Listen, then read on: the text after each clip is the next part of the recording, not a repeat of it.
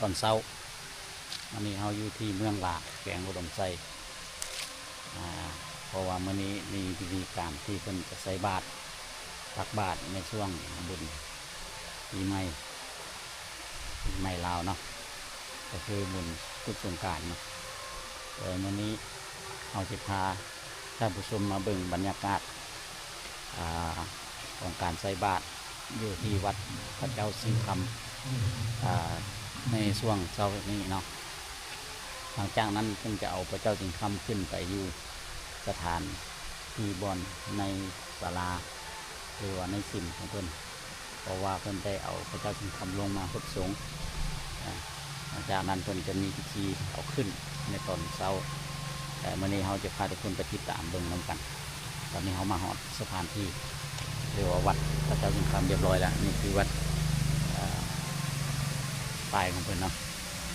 อันนี้ดีต้อนรับเข้าสู่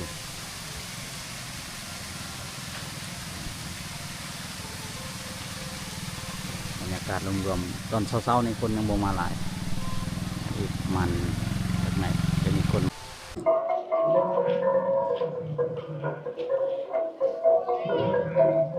ตอนนี้เพิ่นเริ่มพิธีกันตักบาตรหยาดน้ำเนาะในช่วงเช้าๆบรรยากาศตอนนี้อากาศที่ว่าบ่มีแดดและก็มีหมอกเย็นๆหน่อยหนึ่งเนาะอยู่แถวที่วัดพระเจ้าสิงห์คำที่ว่าอากาศดีเลยไปเลย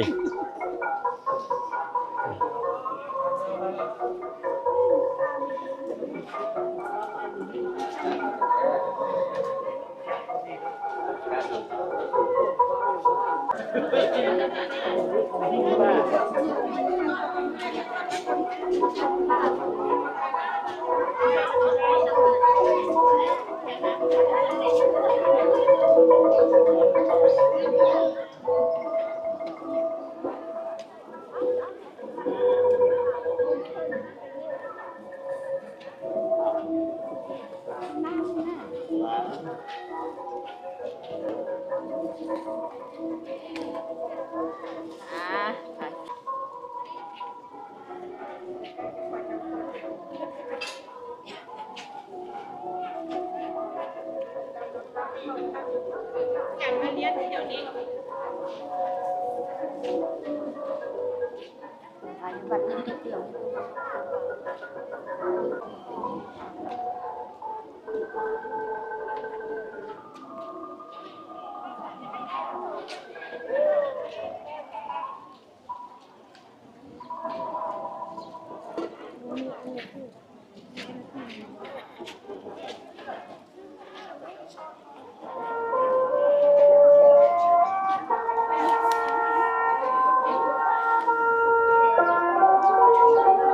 ตะกองแน่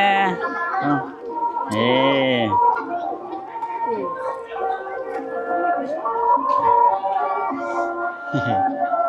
ไป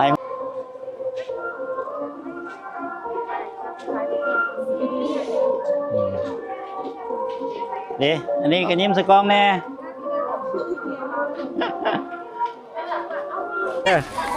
งามเลยงามเลย1 2 3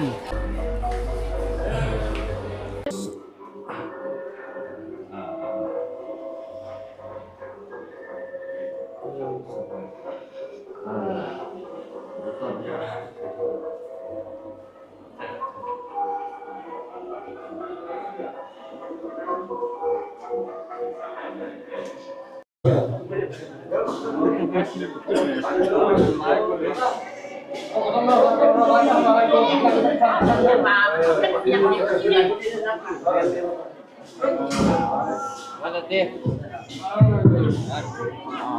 อยากจม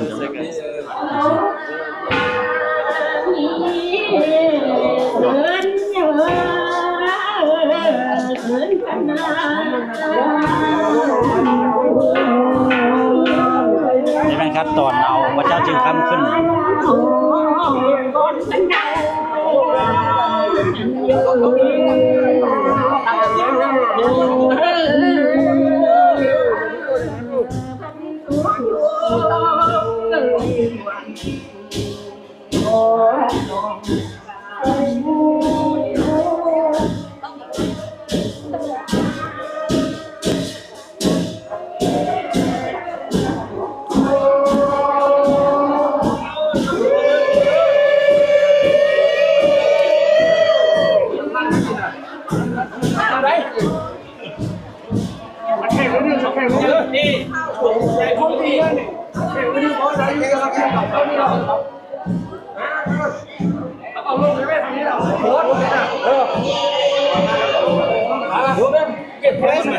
ขึ้น